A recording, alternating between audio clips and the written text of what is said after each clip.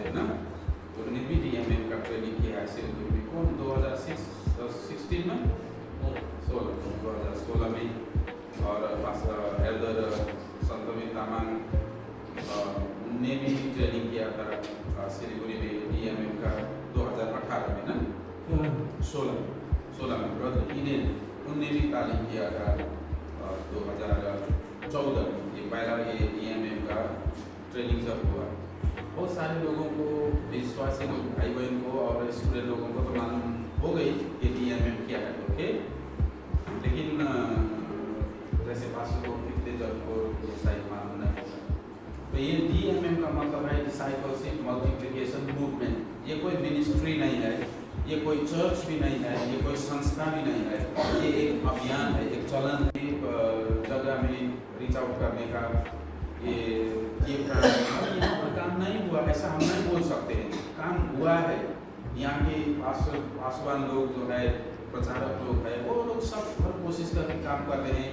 बहुत सारे लोगों को प्रभु में ला रहे भी हैं, लेकिन थोड़ा हमारी भाषाएं पुरानी भाषाएं हैं, पुरानी आदतें, पुरानी सिस्टम्स, उसमें हम लोग काम करते हैं। और ब्रदर ईडेन का उनका एक हृदय का क्राई था, रोदन था कि हृदय के भीतर में वो एक विचलित होते थे कि जब उन्हें ट्रेनिंग किया, ट्रेनिंग करने के बाद में हम लोग ये DMM में जुड़ गए और 5 वर्ष तक हम लोग साथ में किया।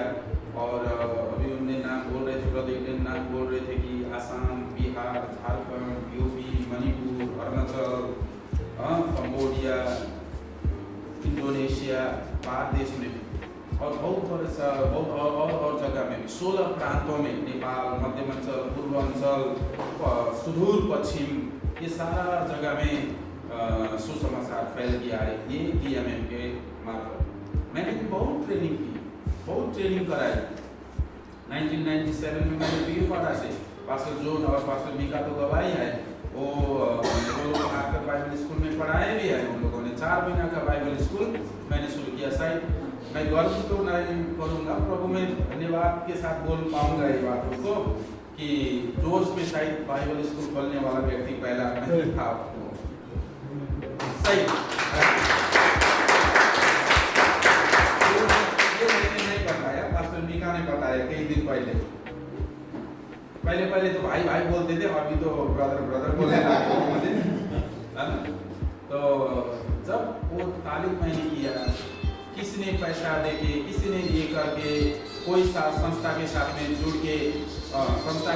जुड़ के ऐसा मैंने कभी नहीं किया। मैंने जब गवर्नमेंट सर्विस करता था भूटान में, गवर्नमेंट सर्विस मैंने छोड़ा, मैं प्रभु में आ गया और सेवकाई करने लगा। उसी दिन से 32 वर्ष हो गए मेरे जीवन में, 32 इयर्स प्रभु के साथ मैं चलता हूँ। तो 32 वर्ष में विश्वास में जी रहा हूँ।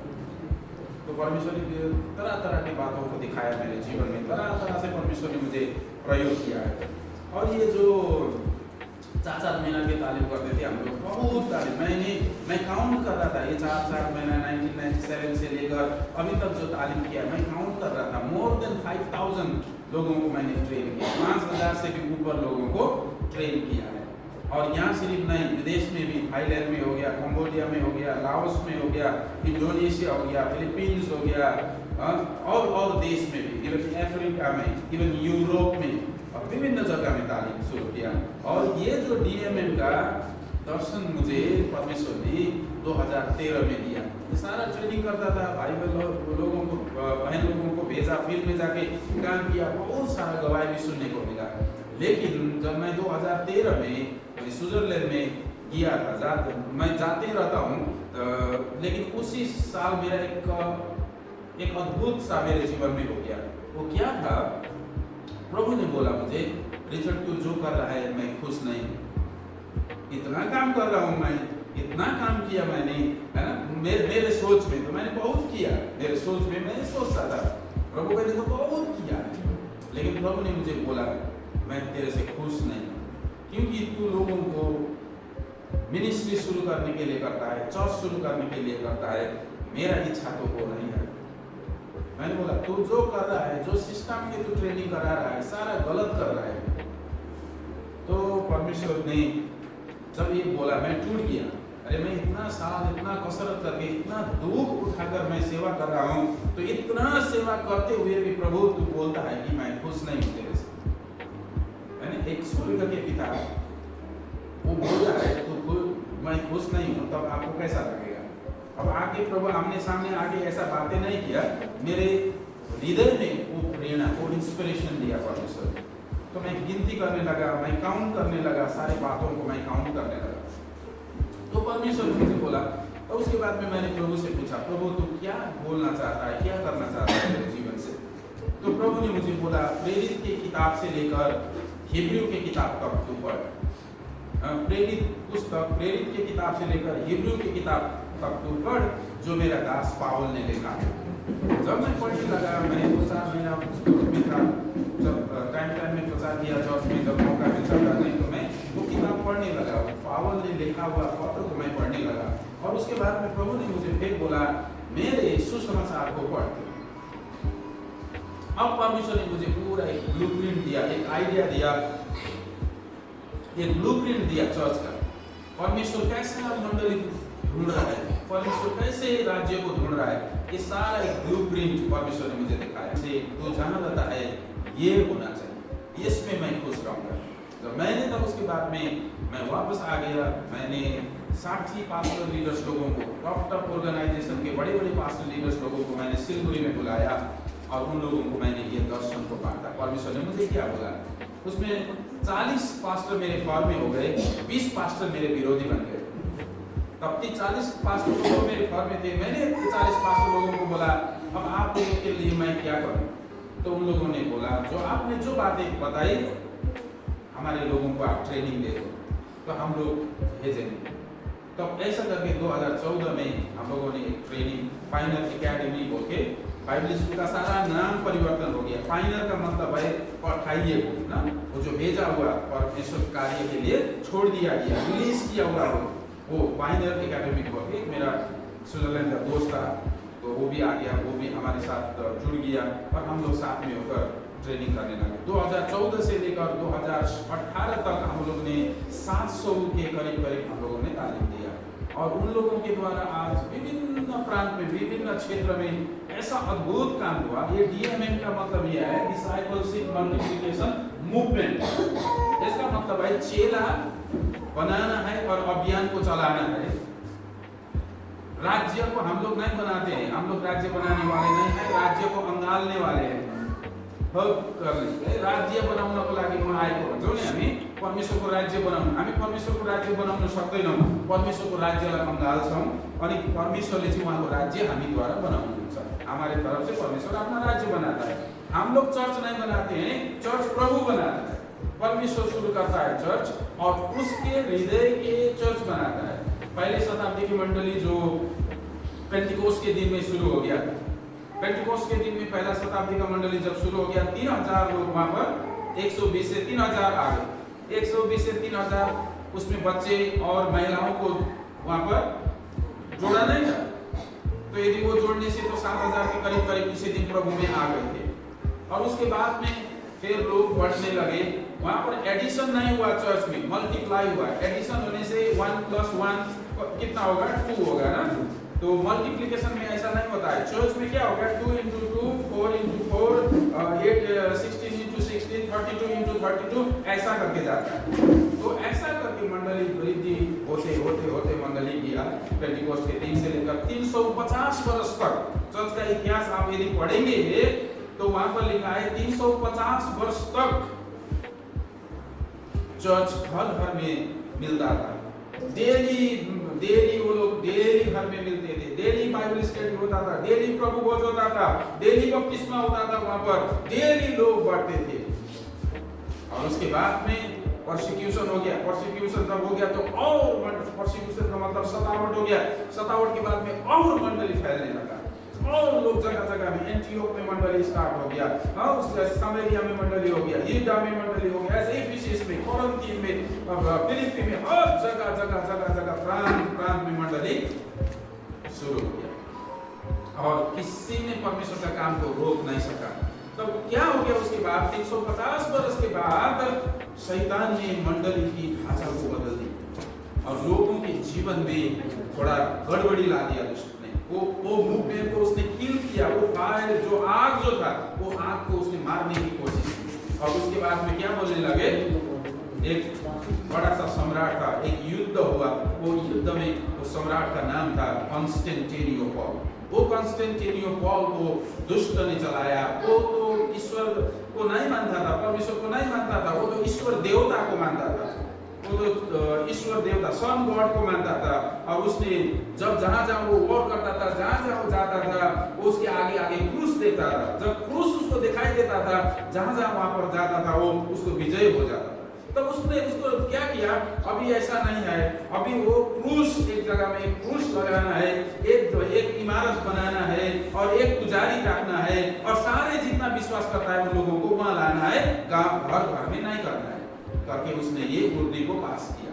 तो उसके बाद में चर्च का सारा सिस्टम बेबीलोनिक सिस्टम में आ गया, बाबेल के सिस्टम में आ गया, एक पुजारी के अधीन में आ गया। अभी जैसा हम लोग पास्टर बोलते हैं, अभी एक पास्टर है, चर्च के आगे में क्रूस है ना, और हफ्ता भर को चर्च बंद हो जाता है, आइतवार के दिन सुबह खुल जाता है, ऐसा बना दिया। अभी वहां भी काम नहीं हो रहा है, ऐसा मैं नहीं बोल रहा हूँ, वहां भी काम हो रहा है, परमेश्वर काम कर रहा है। लेकिन वो मंडली प्रभु यीशु ने खरगोश मंडली बनाया था, लेकिन हम लोगों ने हाथी मंडली बनाया। अभी खरगोश मंडली तो बहुत स्पीड से बढ़ रहा था, 350 वर्ष तक कोई इतना स्पीड से गया रैबिट मंडली को, लेकिन एलिफेंट मंडली तो 5 साल में बच्चा देना है, एक ही बच्चा मार जाता है, मार दिया चर्च को। लेकिन ये डीएमएन जिसके हृदय में कूद किया, बहुत बहुत बहुत प्रभु के दास लोग हैं, प्रभु ने बहुत लोगों के हृदय में ये ढाल दिया।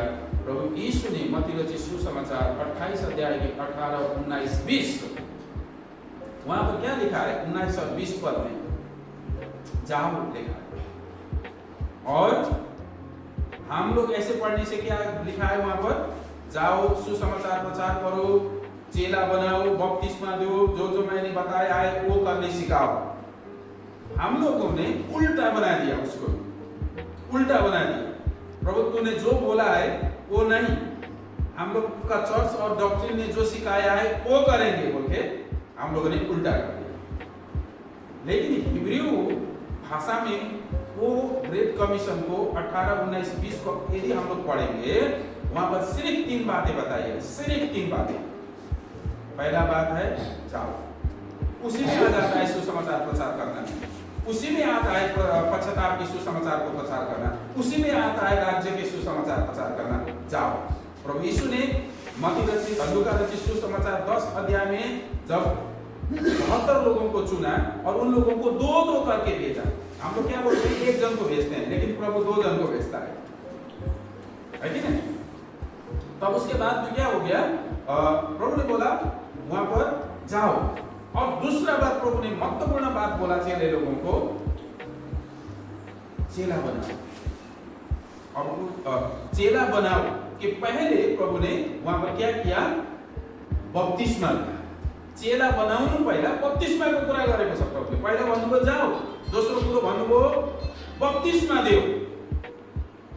अब तेस्रो कुरो त्यहाँदेखि प्रभुले के भन्नुभयो, तेस्रा बात प्रभु ने बोला जो बातें मैंने सिकाई वो बातें उनको भी सिकाओ।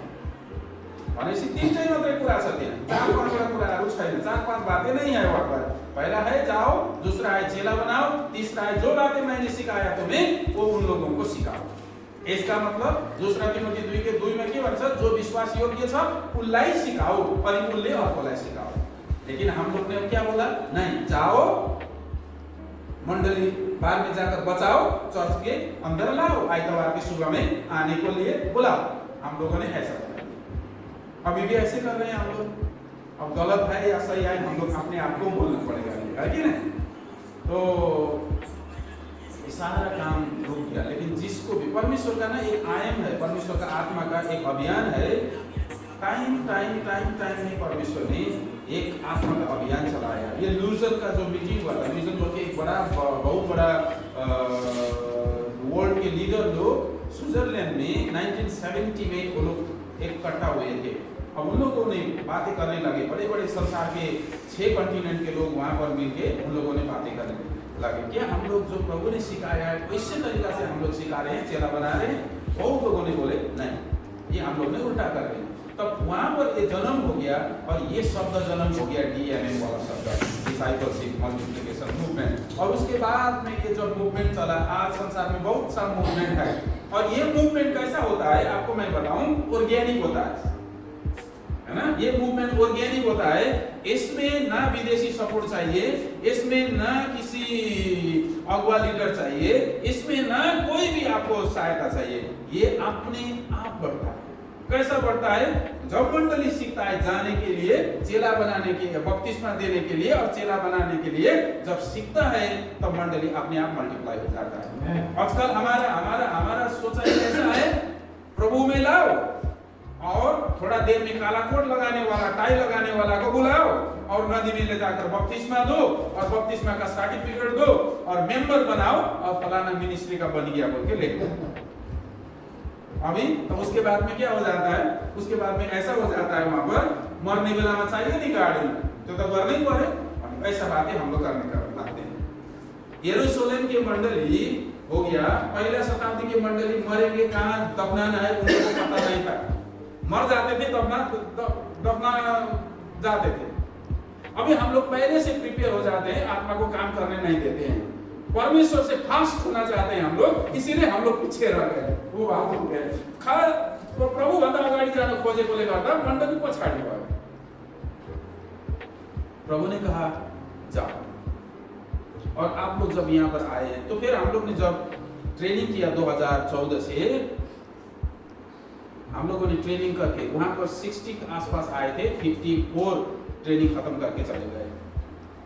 उन लोगों को हम लोगों ने नहीं छोड़ा। जिस चर्च से भेजे थे पास्टर लोगों ने, उन पास्टर लोगों का हम लोगों ने बोले 3 बरस इन लोगों के साथ हम लोग को काम करने दीजिए। तो उन लोगों के साथ हम लोग जुड़े गए। परमेश्वर ने क्या किया? उन लोगों के जीवन से अद्भुत काम किया, अद्भुत काम। मुर्दा जिंदा हो गया, असम में मुर्दा जिंदा हो गया। 2 दिन सांप ने काटा हुआ, ब्रदर ईडेन और मैं तो किया था वहां पर। वो जिंदा, अभी जिंदा है वो लड़की, सांप ने काटा था, 2 दिन मुर्दा था, वो डेड बॉडी। वो लोग लड़के लोग नहीं जानते थे, जो सिखाया था उन लोगों ने बोला प्रभु यीशु के वचन हम लोग को ट्रेनिंग में सिखाया था, यीशु के नाम में मुर्दा को जिंदा करेगा बोल के। अब यीशु के नाम में जिंदा हो, मुर्दा खड़ा हो जा, खड़ा हो गई हो। ये 21 तारीख जनवरी की बात है। असम में एक बहन को ब्रेन ट्यूमर हो गया, हॉस्पिटल में उसको ऑपरेशन में लगाया था, ऑपरेशन किया था, तो वो मर गई। ऑपरेशन के बाद में डॉक्टर ने बोला तो मर गई, ये तो डिक्लेयर हो गया, तो मर गई, अब ये आप लोग ले जा सकते हो। तब वो व्यक्ति ने क्या किया, फोन लगाया हमारे भाई को, तो उसने बोला ठीक है मैं प्रार्थना करूंगा, मत रो आप लोग, रोना नहीं। उसने फोन किया, उसने कमांड किया, ये जो मरा हुआ आत्मा वापस आ जाए, जीवन वापस आ जाए। वो पेड़ से खड़ा है। ऐसे तो आपको मैं कईयों हजारों ऐसा गवाही में बता सकता हूँ। इथियोपिया बोल के एक देश है, वहां को 300 से ज्यादा मुर्दा जिंदा हो चुका है। कैसे साधारण भाई बहन जाते हैं, प्रचार करते हैं ईसा मसीह के बारे में। कुछ धर्म को प्रचार करना नहीं है, क्रिश्चियनिटी को प्रचार करना नहीं है, चर्च के बारे में प्रचार करना नहीं है, प्रभु यीशु मसीह के बारे में प्रचार करना, इतना ही है। लोग ऐसे विश्वास करते हैं प्रभु।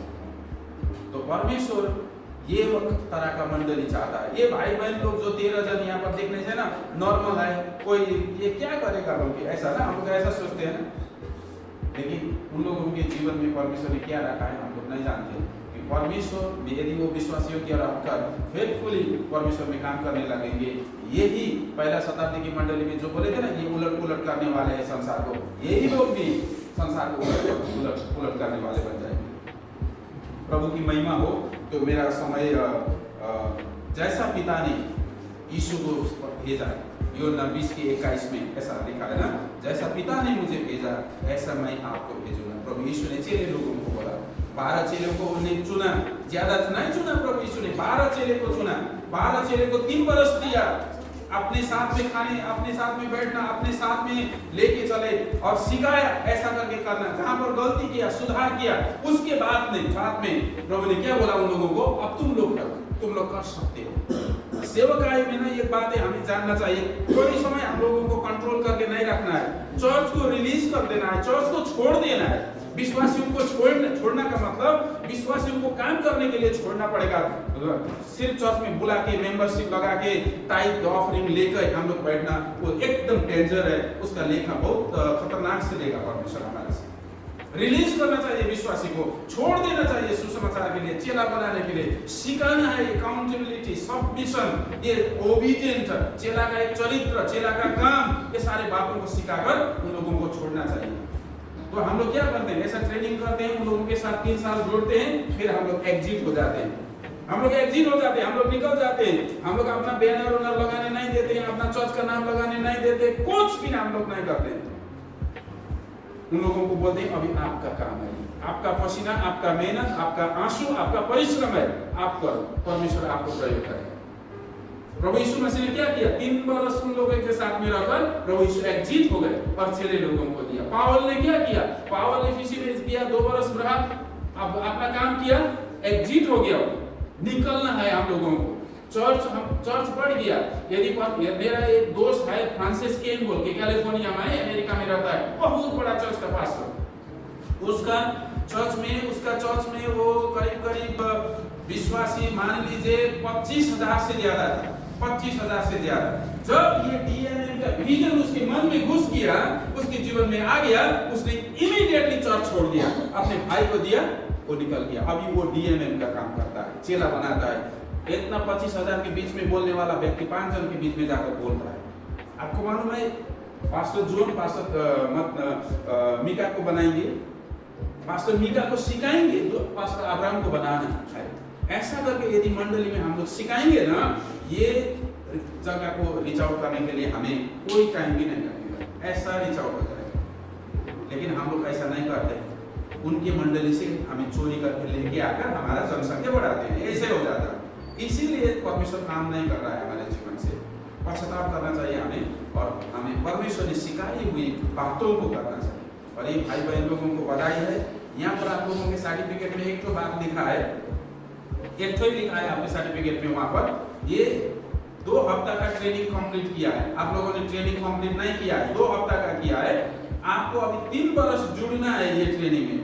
3 वर्ष के बाद में आप एक पूरा ट्रेनिंग करोगे, और हम लोग जैसा ट्रेनिंग करा रहे हैं अभी, वैसे ही ट्रेनिंग आप लोग भी कराएंगे बाद में, उसके बाद में, क्योंकि हम लोग एग्जिट हो जाएंगे, फिर आप लोग करने स्टार्ट करेंगे।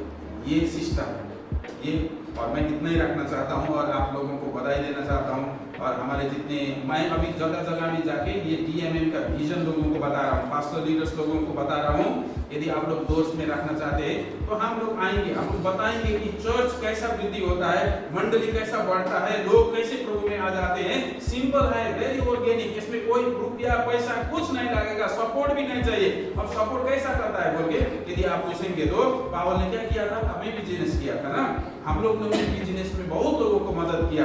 अपना बिजनेस करो, अपना बाड़ी में काम करो, अपने खेत में काम करो, अपना जो मेहनत करो और सेवा करो। किसी के अधीन में रहना भी नहीं है, किसी को रिपोर्ट भी देना नहीं है, किसी का झूठ मूठ का रिपोर्ट भी देना नहीं है। अभी तो हम लोग 10 जन का बपतिस्मा हो गया, बोले ऊपर में जाकर प्रभु बोलेगा कहाँ है तेरा 10 बपतिस्मा, देखा तो इधर, क्या बोलेंगे? मान्छेलाई डर लागेको छैन यो कुराहरु, मान्छे डराएको छैन, संसारको डरमा छ।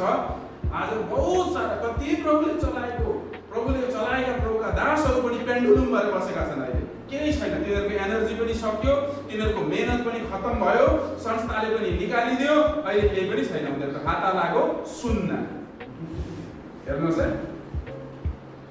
ये प्रभु ने सिखाया हुआ बात हम लोग करेंगे, हमारे जीवन में हाथा लागो सुनना नहीं होगा। हम लोग पक्का परमेश्वर के आगे जब हम जाएंगे न्याय के दिन में, हमारे पीछे में हजारों लोग रहेंगे, हजारों लोग।